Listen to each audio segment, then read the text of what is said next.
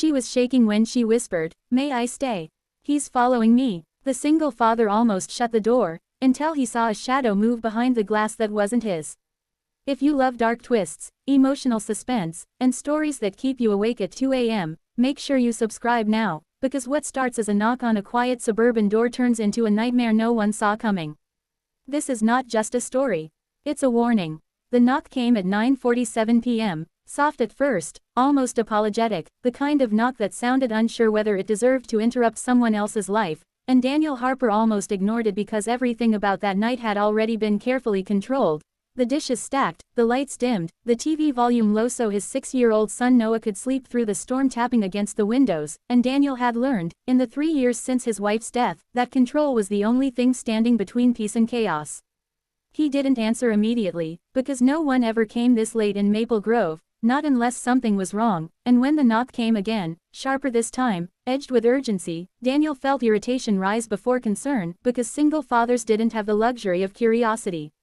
He moved quietly, checking the hallway first, glancing into Noah's room where the child slept curled around a dinosaur plushie, unaware that his father's heart had begun to pound for reasons he couldn't yet name.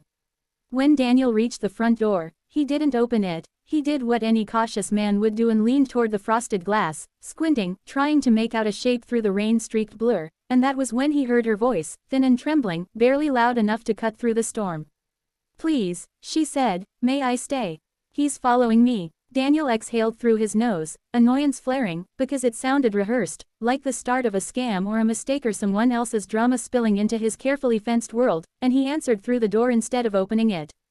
"You've got the wrong house," he said, keeping his voice firm but not unkind, already reaching for the deadbolt in his mind, ready to end this interruption, but she didn't leave, and instead there was a pause, a long, broken pause, followed by a quiet sob that slipped through the door like smoke. "I know," she said, "but I can't go anywhere else."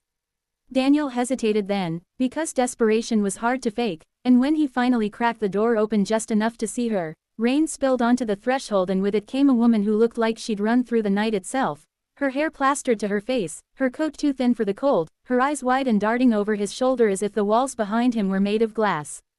"I don't believe you," Daniel said automatically, his instincts shouting warnings he'd learned the hard way, and she nodded as if she'd expected that, as if disbelief was the most reasonable thing in the world.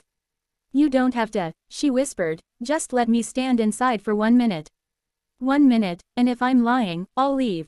Daniel looked past her, down the empty street lined with identical houses and glowing porch lights, saw nothing but rain and silence, and told himself this was how trouble began, small, polite, asking for only a minute. But then she flinched, violently, like someone had touched her spine with ice, and she turned her head just enough to look toward his living room window, the one behind him, the one reflecting the darkness outside, and her face drained of color as she whispered, "He's here." Daniel felt irritation turn to something sharper, colder, and he almost laughed, because fear was contagious and he refused to catch it, until he followed her gaze and saw it too. Not a person, not clearly, just a shadow, tall and wrong, sliding across the glass behind him, blocking out the warm light for a fraction of a second before vanishing, and in that instant Daniel understood that whatever had followed this woman to his door had already crossed the line between outside and inside, between stranger and threat, and when he slammed the door shut and locked it, pulling her inside with him, he didn't yet realize that the real danger wasn't the shadow he'd seen, but the one he hadn't. Daniel locked the door with shaking hands, every click of the deadbolt sounding louder than it should have, and only after the final lock slid into place did he realize the woman was still gripping his sleeve like a lifeline, her fingers ice cold, her breath coming in short, panicked bursts as if the house itself might reject her if she let go. "You saw him," she said, not as a question but a fragile confirmation, and Daniel pulled his arm free more sharply than he intended, putting distance between them because fear had a way of blurring boundaries, and he refused to let a stranger stand too close to the center of his life. "I saw something," he replied, forcing calm into his voice while his heart raced ahead of his thoughts. "That doesn't mean anything. Could have been a reflection." But even as he said it, he knew he was lying, to her and to himself, because the shadow hadn't moved like light, it had moved like intention. The woman wrapped her arms around herself, scanning the living room, the hallway, the stairs, as though memorizing exits, hiding places, and when her eyes landed on a framed photo of Daniel and Noah at the beach, something flickered across her face that didn't belong there, recognition. "You have a son," she said softly. Daniel stiffened instantly. "Don't talk about my kid," he snapped, the edge in his voice sharper than before, and she raised her hands in surrender. I'm sorry, she whispered, I didn't mean, he already knows. The words hit harder than the shadow had, and Daniel felt a chill crawl up his spine. Knows what? He demanded, and she hesitated, chewing on her lower lip like someone deciding how much truth wouldn't get them thrown back into the storm. His name, she finally said. Noah. He already knows your son's name. Silence swallowed the room, thick and heavy, broken only by the ticking of the kitchen clock, and Daniel's mind raced through possibilities, neighbors, school, social media, but every explanation felt flimsy, inadequate, because none of them explained the shadow behind the glass or the way this woman's fear felt too specific to be coincidence. Who are you? Daniel asked, slower now, more dangerous, and she met his eyes for the first time since stepping inside, really met them, as if bracing herself for impact. My name is Claire, she said, and I didn't mean to come here. I swear I didn't, but this house, this family, was never an accident. Before Daniel could demand anything else, a soft thud echoed from upstairs, the unmistakable sound of a floorboard creaking under weight, and both of them froze. Daniel's blood turned to ice because he knew the rhythm of his house, knew which sounds belonged and which didn't, and that sound did not belong. Stay here, he whispered, already moving, every instinct screaming to protect, and he took the stairs 2 at a time, his heart hammering louder with every step, rehearsing 100 worst-case scenarios that all ended the same way, with Noah in danger. The hallway was dark, Noah's door slightly ajar, a sliver of warm nightlight spilling out, and Daniel pushed it open slowly, praying he'd imagined everything, praying fear had made him reckless, but when he stepped inside, Noah was sitting upright in bed, eyes wide, staring at the window. Daddy, the boy whispered, the man said not to tell you. Daniel crossed the room in a single stride, dropping to his knees beside the bed, gripping Noah's shoulders gently but firmly. What man? He asked, forcing his voice to stay steady even as his world tilted. Noah swallowed. The one who watches, he said, he knows your name too. The words shattered something deep inside Daniel, because this wasn't coincidence, wasn't misunderstanding, wasn't imagination, and when he pulled Noah into his arms, shielding him with his body, Daniel felt the unmistakable certainty that whatever had come for Claire hadn't followed her by chance, it had followed her here, to the one place Daniel thought was safe. Downstairs, glass shattered suddenly, the sound exploding through the house like a gunshot, and Daniel knew, with terrifying clarity, that the shadow had stopped knocking. The sound of breaking glass ricocheted through the house, sharp and immediate, and Daniel bolted from Noah's room, grabbing a baseball bat from the corner as if it could stand between him and a force that had already defied logic. Downstairs, the living room window was shattered, rain and shards of glass spraying across the hardwood floor, and in the dim, flickering light from the storm outside, Daniel saw it, the shadow, tall and impossibly thin, leaning against the jagged remains of the glass like it had been waiting. But it wasn't just a shadow. It was something that seemed alive in its emptiness, a darkness that breathed with purpose, and behind it, Claire was frozen, trembling, her eyes wide in recognition and terror. It's him, she whispered. Daniel's hands tightened around the bat, his body tense as the hair on his neck stood on end. Who? He demanded, but she couldn't answer. Not yet. The shadow moved then, not across the floor, but against it, sliding like smoke, faster than anything natural, until it filled the doorway like a living wall. Daniel swung the bat instinctively, and it passed through the darkness as if hitting nothing, yet the air itself shivered under the impact. Noah's small voice broke the silence. Daddy, he knows everything.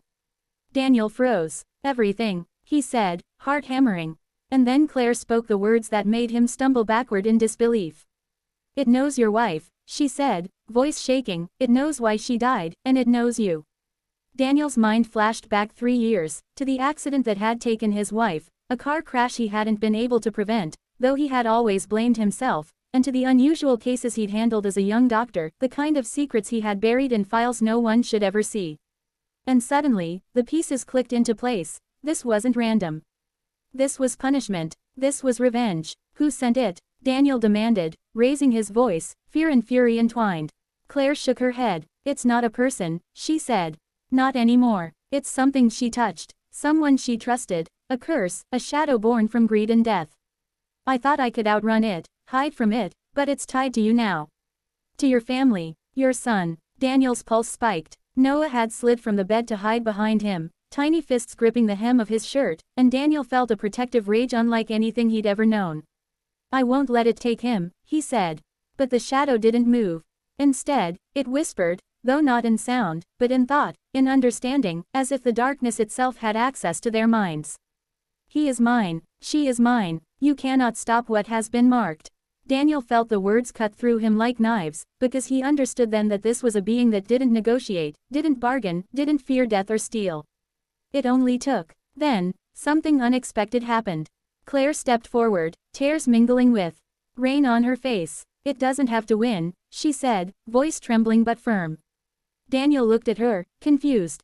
What do you mean? He watched as she knelt, pressing her palms together, muttering words in a language Daniel didn't recognize, and the shadow recoiled, shrieking in soundless fury, its edges shimmering and twisting as if exposed to sunlight for the first time. The realization hit Daniel with terrifying clarity. Claire hadn't just been running. She had been preparing, training, guarding secrets meant for someone like him, someone tied to the same curse, the same history. She turned to him. You have to believe me, she said. What happened to your wife? It was never an accident. You've carried it for years. This shadow, it feeds on guilt, on fear, and on secrets. If you hide nothing, if you show no fear, it can't touch you, or your son. Daniel felt every nerve in his body scream, but he understood. The only way to survive was truth. He dropped to his knees in the broken glass, his hands opening like he was about to surrender, but instead, he laid bare everything he had buried since that night 3 years ago, the guilt, the errors, the fear, the secrets. And the shadow shrieked again, louder, the house trembling, lightning flashing through the broken windows, illuminating its form like black smoke.